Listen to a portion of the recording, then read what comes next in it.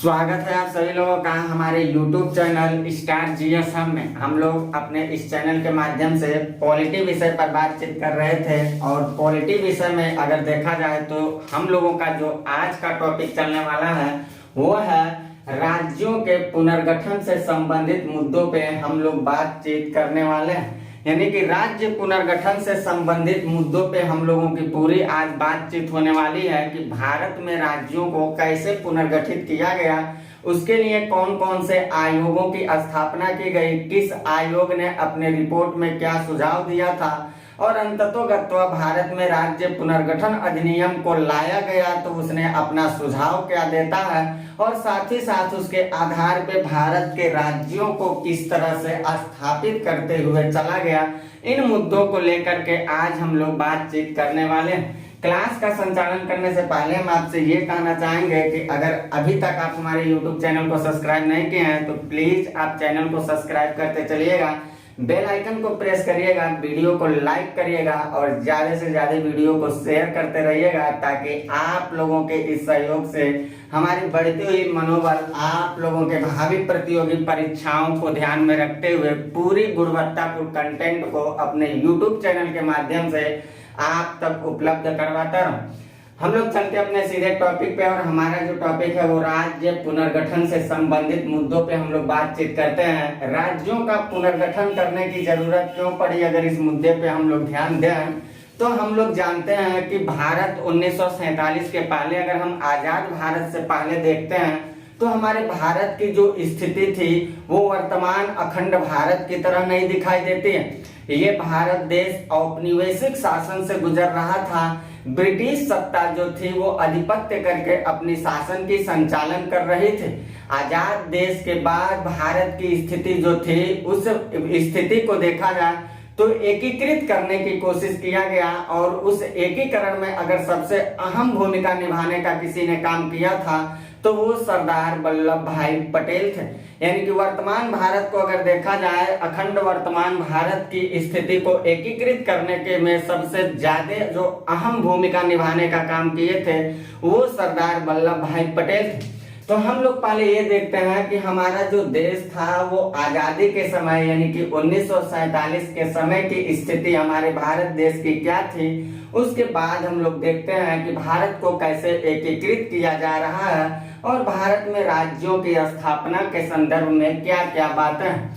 यानी कि आजादी के समय की हम पहले लेते स्थिति, अगर हम लोग आजादी के समय की तो पहला आप हेडिंग डालिएगा आजादी के समय का भारत लिखिएगा, आजादी के समय का भारत, ये आप पहला हेडिंग डालिएगा।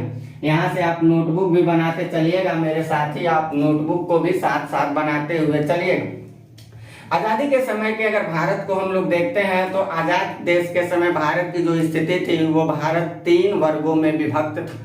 यानी कि 3 तरह की यहाँ गतिविधियां चल रही थी। वो 3 तरह की बातें क्या थी। एक था भारत का क्षेत्र, ऐसा क्षेत्र जो ब्रिटिश भारत क्षेत्र कहलाता था, जहां ब्रिटेन अपना डायरेक्ट शासन करते थे। यानी पहला जो क्षेत्र था उसको हम लोग कहते थे ब्रिटिश भारत बोलते थे, ब्रिटिश भारत बोलते थे। और यहाँ ब्रिटिश भारत का जो क्षेत्र था यहाँ ब्रिटेन डायरेक्ट अपना शासन करता था और इसमें ब्रिटेन के कुछ प्रांत और कुछ कमिश्नरी क्षेत्र समाहित किए गए थे। यहाँ पे ब्रिटेन कुछ प्रांतों पे और प्लस कर सकते हैं कमिश्नरी जो क्षेत्र थे, कमिश्नरी क्षेत्र मैंने पढ़ाते समय आपको बताया है, एक कमिश्नरी क्षेत्र समाहित थे। दूसरा जो इसका वर्ग हम लोग देखेंगे वो था देशी रियासतें थी, देशी रियासतों के रूप में बटा था। ब्रिटेन यहाँ भी शासन करता था लेकिन देशी रियासतों पे ब्रिटेन डायरेक्ट नहीं, प्रत्यक्ष नहीं बल्कि अप्रत्यक्ष रूप से शासन करता था। ब्रिटिश भारत के क्षेत्रों पे तो डायरेक्ट शासन करता था प्रत्यक्ष तौर पे, लेकिन यहाँ पे बड़े बड़े रियासतदारों को बैठा करके ब्रिटेन अपना शासन सत्ता की संचालन करता था। यानी कि इनडायरेक्टली रूप से ब्रिटिश देशी रियासतों पे भी शासन किया। और तीसरा अगर हम लोग देखा, जो तीसरा था वो था फ्रांस और पुर्तगाली का, लिख सकते हैं फ्रांस प्लस पुर्तगाली जो क्षेत्र थे, जो पुर्तगाली क्षेत्र थे, फ्रांस प्लस पुर्तगाली का औपनिवेशिक क्षेत्र था, औपनिवेशिक क्षेत्र था। तो हम कह सकते हैं हमारा आजाद देश के समय ये 3 तरह की स्थिति कुछ भारत में दिखाई दे रही है। इन तीनों स्थितियों पे अगर एक नजर हम डालते हैं तो जो ब्रिटिश भारत क्षेत्र था, जैसे हमारा देश आजाद हो रहा है 1947 में, तो आजादी के समय इसको हम लोग मिला लेते हैं।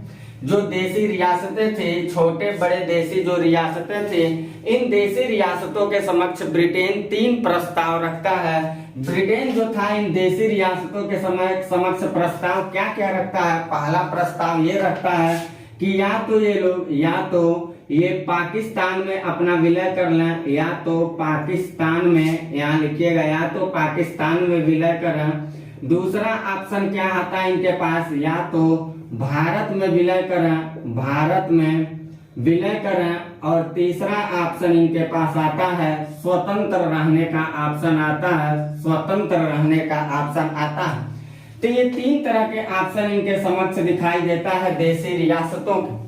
इन देसी रियासतों को, यानी ब्रिटिश भारत को तो आजादी के समय मिलाया गया। जो देसी रियासतें थी, इनके समक्ष 3 प्रस्ताव आते हैं। इन 3 प्रस्तावों को अगर देखा जाए तो हमारा जो भारत देश था, उस भारत देश में छोटे बड़े लगभग बताए जाते हैं। कुल 562 देसी रियासतें थी। कुल देसी रियासतें अगर देखा जाए, कुल देसी रियासतों की अगर हम बात करते हैं तो छोटे बड़े कितने थे? 562 देसी रियासतों की बात की जाती है।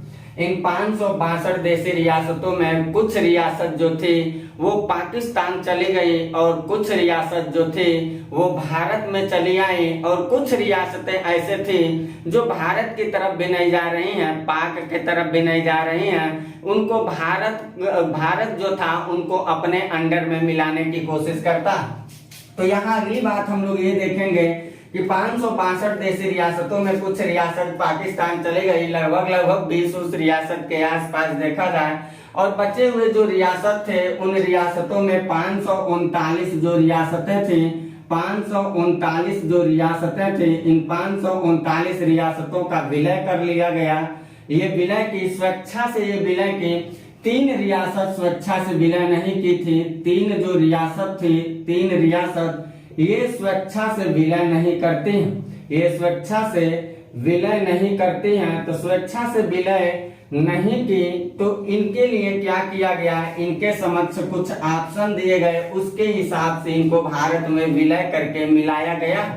वो 3 रियासतें कौन थी? तो हम कहेंगे एक रियासत जो था वो था जूनागढ़ का क्षेत्र था। एक रियासत जूनागढ़ था। जूनागढ़ को क्या किया गया? यहाँ जनमत संग्रह करवाया जाता है। जनमत संग्रह मतलब वहाँ के लोगों के बीच में वोटिंग करवाया जाता है, और वोटिंग के माध्यम से वो लोग भारत के पक्ष में आना चाहते हैं। इस माध्यम से जूनागढ़ रियासत को भारत में मिलाया गया। यानी यहाँ क्या किया जा रहा है? तो कहेंगे यहाँ जनमत संग्रह करवाया गया। जनमत संग्रह के माध्यम से इनका विलय किया गया।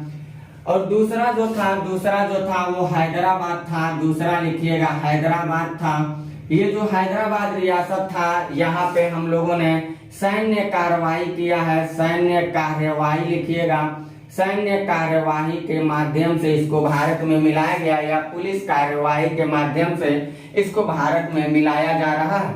तीसरा जो था वो था जम्मू कश्मीर था। तीसरा जो रियासत था वो जम्मू कश्मीर था। और इस जम्मू कश्मीर को क्या किया जा रहा है? ये विलय पत्र पे हस्ताक्षर के माध्यम से देखा जाए, विलय पत्र पर हस्ताक्षर के माध्यम से इसको भारत में मिलाया जा रहा है। इस प्रकार देखा जाए तो भारत में जो रियासतें भारत में मिलने वाली थी, लगभग 542 रियासतों को भारत में मिलाया जा रहा है। ये जब भारत की रियासतों में मिल जाती हैं, यानी कि देसी रियासतों का जैसे भारत में विलय कर दिया जाता है, तो भारत में विलय करने के बाद देखा जाए तो देसी रियासतों का विलय प्लस हम कह सकते हैं ब्रिटिश प्रांतों का विलय, इन दोनों के विलय करने के बाद भारत देश में 4 श्रेणी में 4 वर्गों में राज्यों को विभाजित कर दिया जाता है। यानी कि हम ये कह सकते हैं कि ब्रिटिश प्रांत कह सकते हैं, ब्रिटिश प्रांत प्लस अगली बात आप लिखिएगा कि जो ब्रिटिश प्रांत थी, ब्रिटिश प्रांत जो था, और प्लस देसी रियासतें थी, देसी रियासतें जो थी, इन देसी रियासतें जो थी और ब्रिटिश प्रांत के विलय के बाद की स्थिति क्या होती है? इनको मिलाने विलय के बाद की स्थिति अगर देखा जाए क्या था, तो हम ये कहेंगे कि जैसे इनका विलय कर लिया जाता है तो विलय करने के बाद भारत देश को 4 वर्गों में विभाजित किया जाता है, या कह सकते हैं कि भारत में 4 प्रकार से राज्यों का गठन किया गया। तो भारत में 4 प्रकार के जो राज्य थे, अगली बात हम लोग क्या समझेंगे कि विलय के बाद क्या हो रहा है, तो कहेंगे भारत में 4 वर्गों में, भारत में 4 वर्गों में राज्यों का गठन किया गया, राज्यों का गठन किया गया। ये 4 वर्ग में राज्य कौन कौन गठित हुए थे, तो पहला जो हुआ था वो हुआ था ए श्रेणी का राज्य, ए श्रेणी का राज्य। इस ए श्रेणी के राज्य में कौन कौन समाहित किया गया था, तो कहेंगे जो ए श्रेणी का राज्य था, ए श्रेणी, बी श्रेणी, सी श्रेणी और डी श्रेणी के राज्यों का गठन किया गया था। तो ए श्रेणी के जो राज्य थे इसमें ब्रिटिश भारत जो था, उस ब्रिटिश भारत के क्षेत्र को समाहित किया गया था, यानी कि यहाँ पे ब्रिटिश भारत क्षेत्र था, ब्रिटिश भारत क्षेत्र यहाँ था और क्षेत्र था, यानी ब्रिटिश भारत प्रांत कहेंगे तो अच्छा रहेगा, प्रांत थे। और ये कितने थे, ये कुल 9 प्रांतों को यहाँ समाहित किया गया था। दूसरा जो बी श्रेणी है, इस बी श्रेणी में किसको समाहित किया गया, तो कहेंगे जो बी श्रेणी था, इस बी श्रेणी में बड़े देशी रियासतों को, बड़े देशी रियासतों को समाहित किया गया, बड़े देशी रियासतों को यहाँ समाहित किया गया। और बड़े देशी रियासत कितने थे, तो कहेंगे ये भी 9 देशी रियासतें थी, इनकी संख्या भी 9 ही रियासतें थी। फिर उसके बाद हम तीसरा श्रेणी जब रखेंगे तो सी श्रेणी में किसको रखा गया, तो कहेंगे सी श्रेणी जो था यहाँ पे छोटे देशी रियासतों को रखा गया था, छोटे देशी रियासतों को यहाँ पे रखा गया था। और जो छोटे देशी रियासत थे इनकी संख्या अगर देखा जाए तो ये टोटल 10 रियासतों के रूप में दिखाई देते हैं, टोटल 10 रियासतों के रूप में दिखाई देते हैं। और डी श्रेणी में अगर देखा जाए, डी श्रेणी में, तो डी श्रेणी में केवल और केवल अंडमान निकोबार क्षेत्र था, केवल अंडमान निकोबार क्षेत्र था, अंडमान निकोबार द्वीप समूह था, ये लिख लीजिएगा, निकोबार द्वीप समूह को रखा गया था। यानी कि एक बात क्या साबित हो रहा है, जो 4 वर्ग में जा रहे हैं ये 18, 10, 28, 29 यानी कि 29 राज्यों के रूप में ये दिखाई दे रहे हैं। और इस तरह से इन राज्यों को 4 श्रेणी में रख दिया गया था। बड़े जो देशी रियासत थे, याद रखिएगा, इन बड़े देशी रियासतों में आपको याद रखना है कि यहाँ विधान मंडल थे, यहाँ पे विधान मंडल थे, ये बात आप याद रखिएगा कि यहाँ विधान मंडल थे। और छोटे देशी रियासतों में विधान मंडल नहीं थे, ये बात आप नोट कर लीजिएगा। बड़े देशी रियासतों में वो आए जहाँ विधान मंडल थे, छोटे देशी रियासतों में वो आए जहाँ विधान मंडल नहीं थे। अब हुआ क्या, जैसे इन 4 श्रेणी में राज्यों का गठन कर लिया गया, राज्यों का गठन तो हो गया, लेकिन हम लोगों को करना क्या था, टॉपिक मैंने लिखा है राज्य पुनर्गठन, यानी कि राज्यों को अब हम लोग दोबारा मतलब पुनर्गठन करना चाह रहे हैं। तो पुनर्गठन किस आधार पे किया जाएगा, ये बहुत समस्या की बात थी। राज्यों को किस आधार पे पुनर्गठित किया जाए, जिस समय ये घटना घटित हो रहा है उसी समय की बात है कि भारत देश के तमाम सारे क्षेत्रों में भाषा के आधार पे राज्यों का निर्माण किया जाए, इस तरह की आवाज भी उठाई जा रही थी। और इस तरह की जो आवाज थे कि भाषा के आधार पे राज्यों का निर्माण होना चाहिए, ये जायज है या नहीं जायज है, ये होना चाहिए या नहीं होना चाहिए, क्या ये काम करने से हमारे राष्ट्र की एकता और अखंडता प्रभावित तो नहीं न हो जाएगी, भारत की संप्रभुता पर कोई आंच आने वाला नहीं है ना। इस तरह की बातों को जांच करने के लिए आयोग सरकार की अनुशंसा पे आयोग कमेटियों का गठन हुआ था। और कमेटियों के गठन के हिसाब से हम लोग देखेंगे कि कमेटी ने, जो भी कमेटी गठित होंगी वो अपना क्या रिपोर्ट जारी करेंगे और सरकार उन कमेटी के आधार पे एक्शन क्या लेने वाला। यानी कि जैसे 4 श्रेणी के राज्यों में विभक्त हो जाते हैं, तो इन 4 श्रेणी के राज्यों के बाद क्या हो रहा है, भारत में आधार तो कुछ मिल नहीं रहा है, लेकिन कई जगहों पे भाषा के आधार पे राज्यों का मांग किया जाए, इस बात को लेकर के सरकार समिति का गठन किया, आयोग का, कमीशन का गठन करता। और सबसे पहला इस पे जो कमीशन बनाया गया था कि भाषा के आधार पे राज्य हो या ना हो, सबसे पहला जो कमीशन बना था वो याद रखना आप लोगों को, वो था एसके, पहला जो कमीशन आप लिखेंगे एसके धर आयोग का गठन किया गया था। और इसके धर आयोग जब गठित हुआ तो इसके बारे में हम लोगों को क्या क्या सवाल के रूप में याद रखना। सबसे पहली बात तो हम लोगों को ये याद रखना है कि भाषा के आधार पर गठित होने वाला, भाषा के आधार पर लिखिएगा, भाषा के आधार पर गठित होने वाला पहला आयोग था, गठित होने वाला प्रथम आयोग था। पहली बात तो ये आपको जानना है।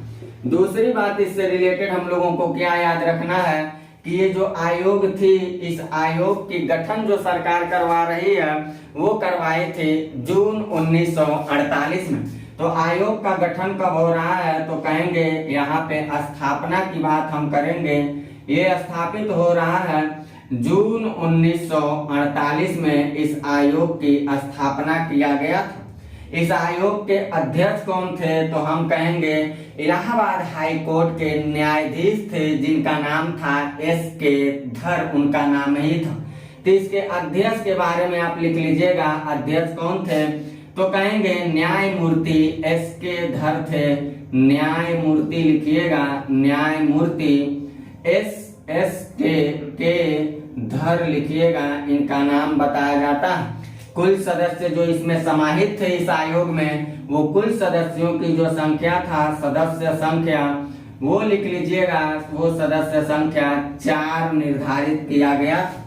आयोग ने अपना रिपोर्ट जब जारी किया, मंथन किया कि क्या वास्तव में भाषा के आधार पर राज्यों को गठन किया जाए कि नहीं किया जाए, इस बात को लेकर के आयोग ने काफी मंथन करने के बाद जून 1948 की गठित जो थी, ये मंथन करने के बाद दिसंबर 1948 में जाकर के अपना रिपोर्ट जारी करती है। यानी कि ये रिपोर्ट कब दे रही है आयोग तो कहेंगे ये आयोग का जो रिपोर्ट आया था वो आया था दिसंबर 1948 में आयोग ने अपना रिपोर्ट जारी किया।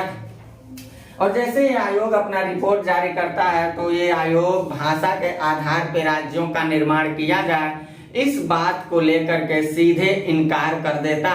आयोग का कहना था कि केवल भाषा के आधार पर राज्यों को गठित करना उचित नहीं होगा, राष्ट्र की एकता और अखंडता प्रभावित हो सकती है। ऐसा क्यों कहा होगा? ऐसा कल्पना करने वाली बात है कि भारत देश में अगर किसी राज्य को एक भाषा के आधार पर हम गठित कर देते हैं तो हमारे भारतीय संविधान के मुताबिक भारत देश में इतनी ज्यादा डाइवर्सिटी रखने वाले लोग रहते हैं, तमाम सारे धर्म, जाति, मजहब को मानने वाले लोग रहते हैं, हजारों तरह की भाषाओं को प्रयोग करने वाले लोग हैं, सबकी अपनी अलग अलग गतिविधियों से पालन करने वाले सांस्कृतिक पहलुएं हैं। अगर हम किसी राज्य को विशेष स्थान दे देते हैं उस भाषा के आधार पे तो अन्य भाषा वाले जो लोग होंगे उनका शोषण होने लगेगा और सीधे सीधे हमारे संविधान के उल्लेखित फंडामेंटल राइट का तो टोटल वायलेशन होने लगेगा।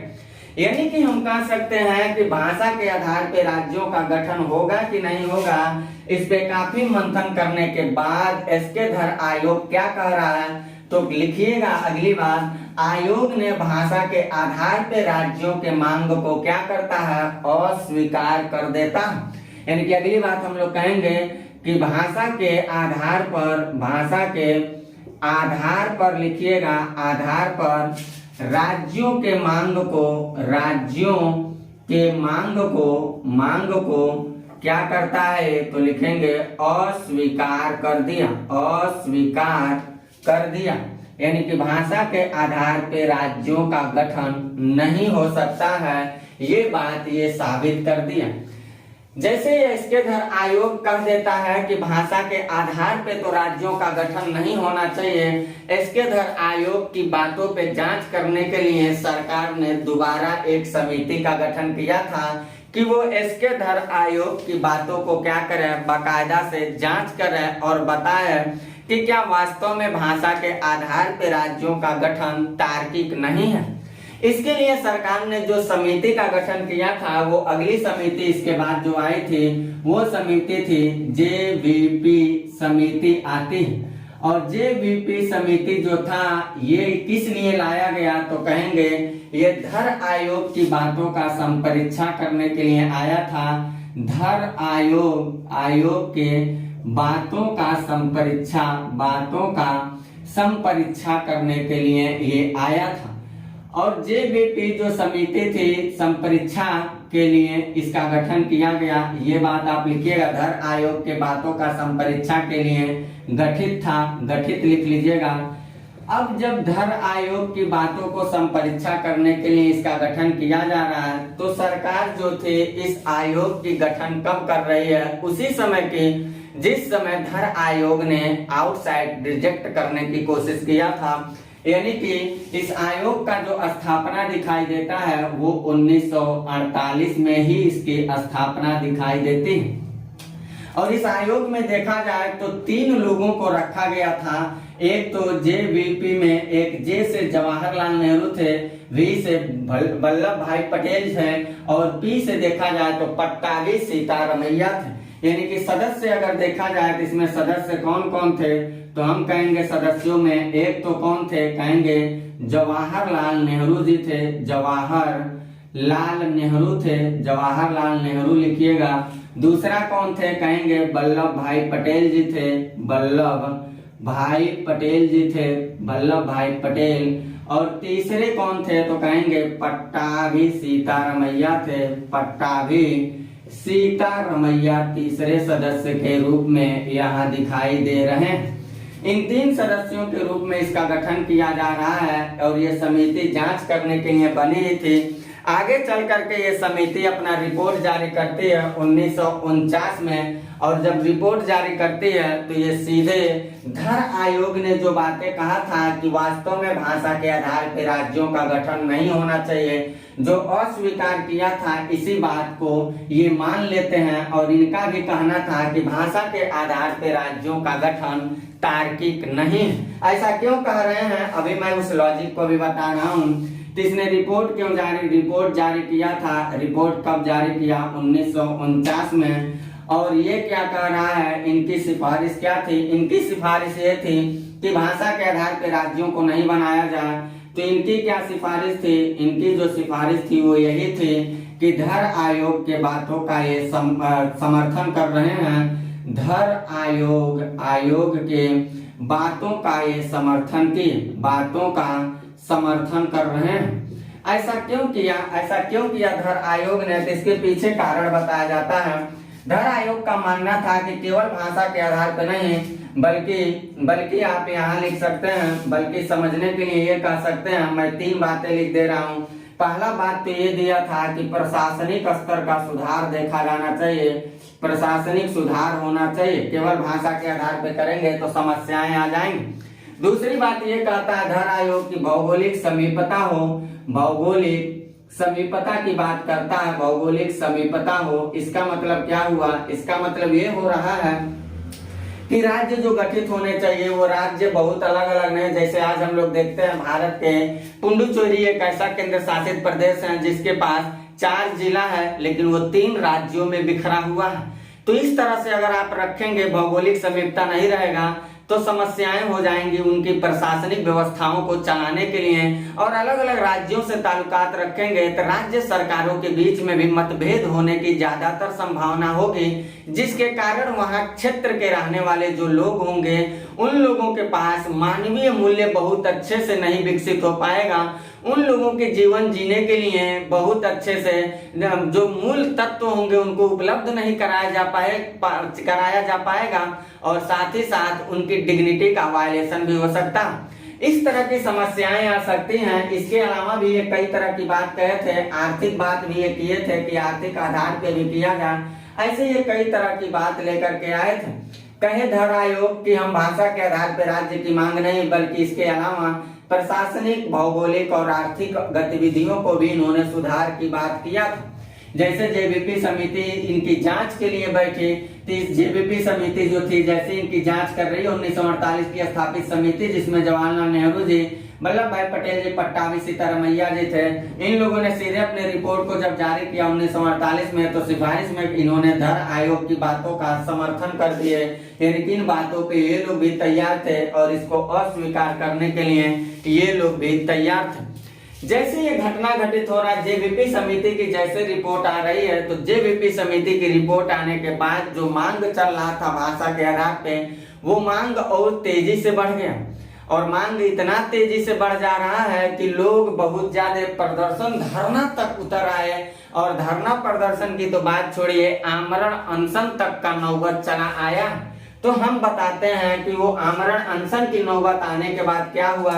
मैं अभी बताया आपको, आजादी के समय हमारे भारत की स्थिति कुछ ये थे, रियासतों को कुछ ऐसे मिलाया गया, 4 श्रेणी में राज्यों को रखा गया।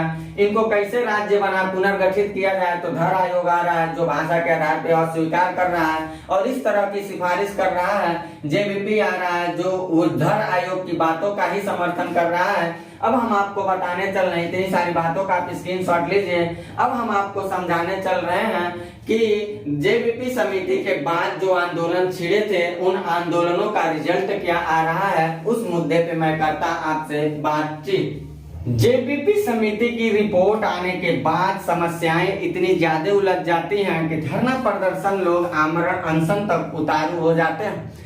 जब इस समिति की रिपोर्ट आती है तो कई क्षेत्रों में भाषा के आधार पर राज्यों की मांग को लेकर के तेजी से आंदोलन चलाए गए। उसमें एक आंदोलन जो था वो बहुत ही तीव्र गति से चलाया गया था। वो आंदोलन जो था वो 1952 का था। और 1952 में देखा जाए तो तेलुगु भाषा के आधार पर राज्यों को बनाया जाए, इस आंदोलन को लेकर के काफी उग्र भावनाएं उठ गई थी। और तेलुगु भाषा के आधार पे राज्यों को बनाया जाए, इसके पीछे जो नेतृत्व करने वाले जो लीडर थे, उनका नाम बताया जाता है पुट्टी श्री रामालू थे। पुट्टी श्री रामालू के नेतृत्व में तेलुगु भाषा के आधार पर राज्यों के गठन की मांग इतनी ज्यादा बढ़ गई थी कि ये 56 दिन तक आमरण अनशन पर बैठ गए। आमरण का मतलब होता है कि जब तक मरेगा नहीं आदमी तब तक वो या तो उसकी मांग पूरा हो या तो वो मर जाए, उसके पहले वो कुछ खाने पीने वाला नहीं है। तो वो 56 दिनों के आमरण अनशन पे जैसे बढ़ गए, 56 दिन के बाद उनकी मृत्यु हो जाती है।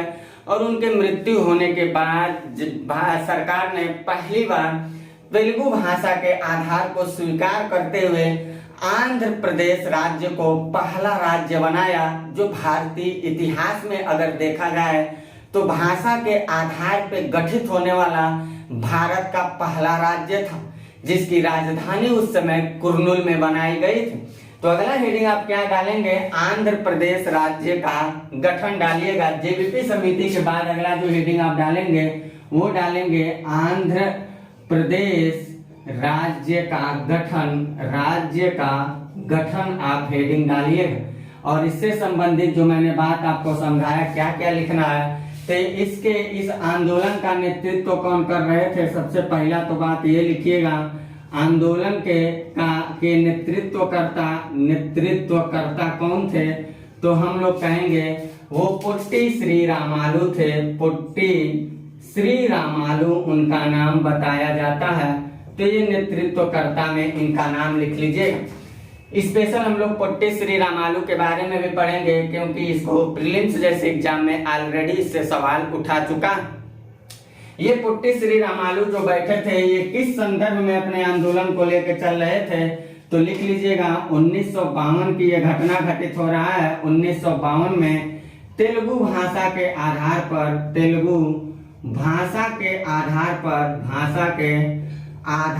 पर राज्यों की मांग इनका उद्देश्य था।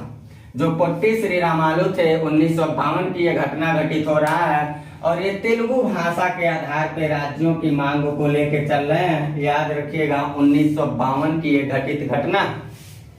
जब ये 1952 में तेलुगु भाषा के आधार को लेकर के आंदोलन छेड़ दिए थे, सरकार की नीतियों को समझ नहीं पाए, तो ये सीधे आमरण अनशन पर बैठ जाते हैं और 56 दिन लिखिएगा, 56 यहाँ 56 दिन आमरण अनशन के बाद आमरण अनशन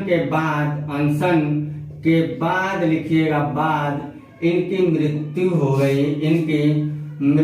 हो गई। अब ये आमरण अनशन पर बैठे, इसके बाद 56 दिन के बाद जैसे इनकी मृत्यु हो रही है तो इनकी मृत्यु के संदर्भ से भी आपको सवाल उठाए जाते हैं। इनके मर जाने के बाद अगर इनकी मृत्यु को देखा जाए तो 52 की ये घटना घटित हो रही थी और ये जा करके 15 दिसंबर 1952 में बताया जाता है इनकी मृत्यु हो रही है। जो वो डेट सहित लिखिएगा 15 दिसंबर 1952 की ये घटित घटना थी। इनके मर जाने के बाद सरकार की जो फैसला थी वो ये थी, तेलुगु भाषा के आधार पर राज्यों की मांग को स्वीकार कर लिया और भारतीय इतिहास का पहला राज्य जो भाषा के आधार पर बना था वो आंध्र प्रदेश था। यानी कि हम ये कहेंगे कि तेलुगु भाषा के आधार पर, तेलुगु अगली बात लिखेंगे आप, तेलुगु भाषा के आधार पर, तेलुगु भाषा के आधार पर लिखिएगा, आधार पर आंध्र प्रदेश राज्य का गठन किया गया। आंध्र प्रदेश राज्य का गठन किया गया, राज्य का गठन हुआ। अब ये जो आंध्र प्रदेश राज्य का गठन हुआ, ये एक सवाल तो और आपसे पूछेगा जो मैं अभी समझाते समय आपको बताया कि भाषा के आधार पर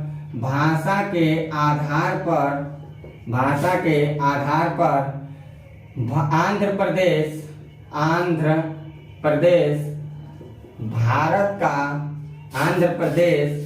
भारत का लिखिएगा, भारत का गठित प्रथम राज्य था। ये बात आप याद रखिए। यानी कि आंध्र प्रदेश राज्य के गठन से संबंधित आपको इतनी सारी बातों को याद रखना है। और तेलुगु भाषा के आधार पे जो आंध्र प्रदेश राज्य का गठन किया गया, कभी कभी इसका डेट पूछा जाता है तो डेट भी इसका याद रखिएगा। जो आंध्र प्रदेश राज्य का गठन हुआ था वो हुआ था 1 अक्टूबर 1953 को इसका गठन किया गया। 1 अक्टूबर 1953 डेट को भी आपको याद रखना है। 1 अक्टूबर 1953 को आंध्र प्रदेश राज्य का गठन कर दिया गया। ये पुट्टी श्री रामालू जो इतने बड़े नेतृत्व कर रहे हैं, 2 लाइन इनके बारे में हम लोग पहले लिख लेते हैं। पुट्टी श्री रामालू डालिएगा हेडिंग, पुट्टी श्री रामालू हेडिंग डालिएगा। 2 लाइन इनसे जुड़ी हुई बात हम लोग देखते हैं कि ये कौन से शख्स थे जो भारत में भाषा के आधार पर राज्यों के मांग को लेकर के आमरण अनशन पर बैठ के अपने आप को ही ये समाप्त कर दिए थे। तो पुट्टी श्री रामालू के बारे में ये कहा जाता है कि ये गांधीवादी नेता थे। तो पहला बात तो ये लिखिएगा कि यह गांधीवादी नेता थे। दूसरी बात हम लोगों को ये जानना है कि जब महात्मा गांधी अपना नमक सत्याग्रह को चला रहे थे तो गांधी जी के नमक सत्याग्रह के साथ पुट्टी श्री रामालू भी भागीदारी लिए थे। ये वो शख्स थे। तो दूसरी बात क्या जानना हम लोगों को कि गांधी जी के साथ कहिएगा, गांधी जी के नमक सत्याग्रह से जुड़े थे। तीसरी बात हम लोगों को ये याद रखना है कि ये भी पेशे से देखा जाए तो सरकार के नौकरशाही थे, लेकिन आगे चल करके ये क्या कर रहे हैं, अपने सरकारी नौकरी को ये इस्तीफा दे देते हैं। यानी कि सरकारी कार्यभार के संचालन की जिम्मेदारी को ये छोड़ देते हैं, यानी कि इस्तीफा दे देते हैं। चौथी जो इनसे जुड़ी बात है वो ये है कि जब मद्रास में दलित समुदायों को मंदिरों में प्रवेश होने से मना किया जाता था तो उस समय भी इन्होंने अनशन पर बैठने का काम किया था। यानी कि कह सकते हैं कि जब मद्रास में मंदिरों में प्रवेश हेतु दलितों के रोक लगाया जाता था, उस समय भी ये अपना भागीदारी लिए थे। यानी कि अगली बात आप ये लिख लीजिएगा इनके बारे में कि मद्रास में मंदिरों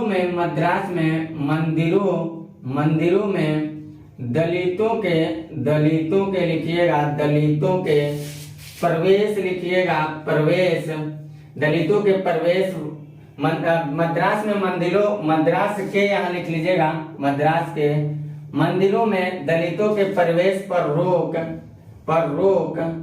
संबंधित संबंधित संबंधित अनशन भागीदारी लिए थे, अनशन में भागीदारी लिए थे, यानी कि उसमें भी ये अपना भागीदारी लिए थे, यानी कि उसमें भी देखा जाए तो ये अपना जगह बनाए थे। ये वो थे पोट्टे श्री रामालू से जुड़ी हुई ये 4-5 बात आपको याद रखना।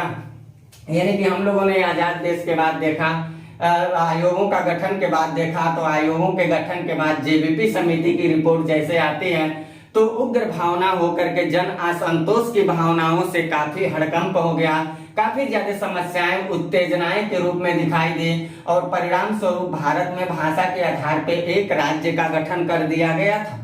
अब राज्यों के गठन जैसे हो जाता है तो अन्य भाषा भाषी के आधार पे राज्यों का गठन किया जाएगा कि नहीं किया जाएगा, इसके आधार पे सरकार ने एक कमेटी का गठन किया है, एक समिति का गठन किया, ताकि उस समिति की अनुशंसा को समझा जाए कि क्या वास्तव में अब हर जगह पे हम लोग आंदोलन को शांत करने के लिए हर जगह भाषा के आधार पे ही राज्यों का गठन नहीं न करेंगे। इस बात को लेकर के एक समिति आई और वो समिति थी, अगला समिति लिखिएगा, वो था फजल अली, सैयद फजल अली की अध्यक्षता में थी है। तो फजल अली आयोग का गठन किया गया था और फजल अली आयोग का गठन किया गया। तो इसके गठन का मूल उद्देश्य क्या था, तो कहेंगे अन्य भाषा और अन्य भाषाई क्षेत्रों को के संबंध में इनको जानकारी देने के लिए कहा गया कि क्या वास्तव में कि सबका गठन जो होगा वो भाषा के आधार पे ही राज्यों को गठित किया जाएगा, इस आधार पे इनका गठन किया जा रहा है। अगर फजल अली आयोग को देखा जाए तो इस फजल अली आयोग की जो स्थापना हुई थी वो दिसंबर 1953 में इसकी स्थापना किया गया। इसकी स्थापना लिखिएगा, स्थापना वो हुआ था दिसंबर लिखिएगा, दिसंबर 1953 में इसकी स्थापना किया गया। इसके जो अध्यक्ष थे वो स्वयं सैयद फजल अली थे, सैयद लिख लीजिएगा, सैयद फजल अली थे। इन्हीं के नाम पे ही आयोग का नाम रखा गया, सैयद फजल अली अध्यक्षता कर रहे थे। इसमें सदस्य देखा जाए तो सदस्य के रूप में 2 लोग थे। इसमें कौन कौन थे, एक थे हृदयनाथ कुंजरू और दूसरे थे पडिक्कर साहब थे, यानी कि के.एम. पडिक्कर और हृदयनाथ कुंजरू ये सदस्य के रूप में दिखाई देते हैं। तो सदस्य में लिखिएगा के.एम. पडिक्कर थे, पडिक्कर, और दूसरा लिख लीजिएगा हृदयनाथ कुंजरू थे, हृदयनाथ कुंजरू सदस्य के रूप में दिखाई देते हैं। इस आयोग जो थी जब ये अपना जांच पड़ताल की तो ये जांच पड़ताल के बाद ये अपना रिपोर्ट जारी करती है। आयोग जो थी वो अपना रिपोर्ट जारी करती है और रिपोर्ट कब जारी कर रही है आयोग, ये आयोग जब दिसंबर 1953 से ये जांच पड़ताल करने के बाद आयोग 1955 में जाकर के अपना रिपोर्ट जारी कर रही है, यानी कि रिपोर्ट जारी कर रही है 1955। और रिपोर्ट जारी करके ये सरकार को सुझाव क्या दे रही है, तो इसकी सुझाव को जरा हम लोग समझते हैं ये क्या कह रहा है। सबसे पहली बात तो ये कह रहा है कि एक भाषा और एक राज्य की मांग को नहीं होना चाहिए। एक भाषा एक राज्य की जो मांग चल रही थी, यानी एक राज्य में एक ही भाषा हो, इस तरह की मांग को इन्होंने इग्नोर कर दिया। कहा कि एक भाषा एक राज्य की मांग को ये स्वीकार नहीं किए। तो इसमें हम लोग कहेंगे कि भाषा के आधार पे जो इनका चल रहा था उस मांग को ये क्या कर रहे हैं, अस्वीकार कर रहे हैं। तो सुझाव में हम लोग लिखेंगे एक भाषा एक राज्य के मांग को क्या कर रहे हैं, मांग को अस्वीकार कर दिए, यानी कि इस पे तैयार नहीं हुए। कुल मिला के हम वही कहेंगे कि भाषा के आधार पे राज्यों के गठन ये भी नहीं चाह रहे हो। और इन्होंने क्या कहा, इन्होंने ये कहा कि राज्यों के गठन होने के लिए कोई पर्याप्त कारण होना चाहिए। केवल एक ही आधार पे हम इतने बड़े डाइवर्सिटी रखने वाले भारत देश में भाषा के आधार पे केवल राज्यों का गठन कैसे कर सकते हैं। इतनी ज्यादा डाइवर्सिटी है, समस्याएं बहुत ज्यादा बढ़ जाएगी, जो लॉ एंड ऑर्डर के लिए समस्या हो जाएगा। इसलिए इनका मानना ये था कि भाषा के साथ साथ कुछ पर्याप्त कारक भी होने चाहिए। वो पर्याप्त कारक ये क्या कह रहे हैं, वो ये कह रहे हैं कि इसके साथ साथ प्रशासनिक सुझाव भी, प्रशासनिक सुधार की भी ये बात कर रहे हैं, प्रशासनिक सुधार की भी, साथ साथ ये सांस्कृतिक गतिविधियों पे भी बात कर रहे हैं और साथ ही साथ ये आर्थिक पहलुओं पे भी बल देने की बात कर रहे हैं। आर्थिक सुधार, सांस्कृतिक सुधार, प्रशासनिक सुधार, इसके अलावा भी बताए कि ये पर्याप्त कारक होने चाहिए भाषा के आधार पे राज्यों के गठन को लेकर के। साथ ही साथ ये भी कह रहे हैं कि देश में टोटल ये राज्यों की जो मांग की बात किए थे उस समय, वो किए थे कि भारत में 16 राज्यों का निर्माण किया जाए और 3 केंद्र शासित प्रदेशों के 16 राज्य प्लस 3 संघ राज्य यानी कि केंद्र शासित प्रदेश की बात किए थे। 16 राज्य प्लस 3 संघ राज्य क्षेत्र की ये बात किए थे। इनकी जो आयोग की सिफारिश थी, इसी फजल अली आयोग की अनुशंसा को सरकार ने ध्यान में रखा और सरकार अगला कदम क्या उठा रहा, अगला हेडिंग आप डालेंगे, सरकार राज्य पुनर्गठन अधिनियम पारित किया। राज्य पुनर्गठन अधिनियम लेकर के सरकार चला आया। राज्य पुनर्गठन अधिनियम को लाने में सरकार को लाने के पीछे सबसे बड़े जो जिम्मेदार कारक के रूप में थे वो था सैयद फजल अली आयोग की अनुशंसा। इस बात को ध्यान में रख करके सरकार ने क्या किया, सैयद फजल अली की अनुशंसा को ध्यान में रख करके राज्य पुनर्गठन अधिनियम लेकर के आया और राज्य पुनर्गठन अधिनियम को जो पारित किया हमारी सरकार ने, जो पारित किया, आने के लिए तो 1953 के ही आसपास में आ गया था, लेकिन इसको पारित करता है 1956 में जाकर के।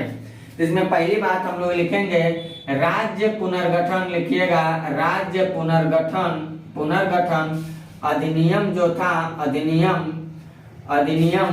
1956 में पारित हुआ, 1956 में पारित हुआ। याद रखिएगा गठन 1953 के ही आसपास हो चुका था, लेकिन 1953 के ही आसपास गठन हो चुका है, लेकिन सरकार जाकर के 1956 में इसको पारित कर रही है। और पारित करने के बाद हमारी सरकार क्या करती है, इन्होंने 16 राज्यों की सिफारिश किया था तो 2 राज्यों को घटा देती है और इन्होंने 3 केंद्र शासित प्रदेशों की बात किया था। तो आयोग की सिफारिश में केवल 3 केंद्र शासित प्रदेश थे, लेकिन ये क्या करती है, ये अपने सिफारिश में टोटल के 6 केंद्र शासित प्रदेशों का उल्लेख कर देती है। इस प्रकार देखा जाए तो हमारे भारत देश में 14 राज्य तो हुए ही हुए, प्लस 6 संघ राज्य क्षेत्र की बात हुआ, 6 संघ राज्य क्षेत्र की बात राज्य पुनर्गठन अधिनियम के तहत किया गया। और अभी हम राज्य पुनर्गठन अधिनियम चैप्टर को पढ़ने के बाद हम लोग क्या पढ़ते हैं, भारतीय संघ और राज्य, जहाँ स्पेशल हम लोग अनुच्छेद 1 से लेके 4 तक की बात पढ़ते हैं। इसमें जो अनुच्छेद 2 है और अनुच्छेद 3 है, ये स्पेशल राज्यों के निर्माण की बात करता है। ये किसी विदेशी राज्य के अर्जन से लेकर के ये भारतीय राज्य में ही निर्माण की बात करता है। यानी इसको हम पढ़ाते समय आपको पूरा डिटेल में बताएंगे इसके बाद की क्लास लेके। यहाँ केवल कहने का मेरा आशा ये है कि 14 राज्य और 6 संघ राज्य थे, तो आज तो हमारे यहाँ 28 राज्य हो चुके हैं और आज हमारे यहाँ केंद्र शासित प्रदेशों को अगर देखा जाए तो 8 संघ राज्य क्षेत्र दिखाई देते हैं। ये राज्य बढ़े कैसे, तो इनको बढ़ने के लिए हमारा संविधान इजाजत देता है। संविधान में ऐसा प्रावधान ऑलरेडी कर दिया गया है। आप अनुसूची 1 पढ़िए, अनुच्छेद 1 जैसे पढ़िए, अनुच्छेद 2 पढ़िए, 3 पढ़िए, 4 पढ़िए, यानी कि भाग 1 को कंप्लीट पढ़ने के बाद आपको लगेगा कि भारत क्या है और भारत के अंदर जो भी है उसको कैसे बनाया जा सकता है, कैसे निर्मित किया जा सकता है। ये सारी बातें हमारे संविधान के अनुच्छेदों में वर्णित कर दी गई हैं। उसके आधार पे हमारे देश में, उसके आधार को ध्यान में रख के अनुच्छेद 2 और 3 को आधार बना करके धीरे धीरे राज्यों का विस्तार होता गया समय समय पर। और आज देखा जाए तो वर्तमान परिस्थिति अगर देखा जाए, यहाँ लिखिएगा वर्तमान परिस्थिति अगर देखा जाए तो हमारी वर्तमान परिस्थिति क्या है, तो कहेंगे वर्तमान परिस्थिति में भारत, जो हमारा अखंड भारत देश है, यहाँ 28 राज्य हैं और 8 केंद्र शासित प्रदेश हैं, 8 संघ राज्य क्षेत्र हैं। ये हमारे एकीकृत भारत के अखंड प्रक्रिया दिखाई देता है, जिस भारत की गौरव गाथा, संप्रभुता और राष्ट्र की एकता और अखंडता को अछूट रखने के लिए भारतीय संविधान के मुताबिक भाषाई आधार पर केवल राज्यों का गठन करने को इग्नोर करते हुए कुछ पर्याप्त कारणों को भी ध्यान में रखते हुए भारत की विरासतीय या भारतीय संप्रभुता को अक्षुण्ण रखने के लिए कुछ ऐसा प्रावधान किया गया। और वर्तमान परिस्थिति में अगर देखा जाए तो हमारे देश में इस प्रकार राज्यों का गठन किया गया, पुनर्गठन किया गया। इसके बाद अगर देखा जाए तो धीरे धीरे 14 से जो राज्य बढ़ते हुए चल रहे हैं, वो कौन सा राज्य कब स्थापित किया, वो तो हम अपने अगली क्लास के साथ आएंगे, बात करेंगे कि किस राज्य की स्थापना कब किया गया है, किस राज्य क्षेत्र से किसको तोड़ के नया राज्य बनाया गया है, या विदेशी क्षेत्रों से किस राज्य का अर्जन किया गया, किस संविधान संशोधन के माध्यम से किया गया। इन बातों पे मैं मुद्दे पे बातचीत करूंगा इसके अगली वाली क्लास में। इतनी सारी बात का भी आप ले सकते हैं स्क्रीनशॉट और इन सारे मुद्दों को नोटबुक बनाते हुए चलिएगा। बाकी आप मेरा भी सहयोग करिएगा, चैनल से वीडियो को ज्यादा से ज्यादा शेयर करिएगा। और अगर अभी तक आप चैनल को सब्सक्राइब नहीं किए हो तो प्लीज आप अभी सब्सक्राइब कर लीजिएगा, बेल आइकन को प्रेस करिएगा, कमेंट बॉक्स में जरूर बताइएगा आपके प्रतियोगी परीक्षाओं को ध्यान में रखते हुए जो मैंने कंटेंट उपलब्ध करवाया है, ये कंटेंट आपके प्रतियोगी परीक्षा के लिए कहां तक लाभप्रद है, ताकि इसमें सुधार की अगर बात हो तो व्यक्ति अपने जीवन काल के हर पहलू पे सुधारने की कोशिश करता है। मुझे नहीं लगता कि इसमें कोई समस्या है, लेकिन आपके नजर में अगर कोई ऐसा चीज दिखाई दे रहा है कि यहाँ कुछ और कंटेंट चाहिए इस टॉपिक से रिलेटेड, तो आप कमेंट करके जरूर बताते रहिएगा। हम आपके प्रतियोगी परीक्षाओं को ध्यान में रखते हुए पूरी गुणवत्तापूर्ण कंटेंट को अपने YouTube चैनल के माध्यम से निरंतर आप तक उपलब्ध करवाता रहूं। बाकी मिलता हूं मैं आपसे अपनी अगली क्लास में, तब तक के लिए लेता हूं मैं आपसे इजाजत। Bye, best of luck.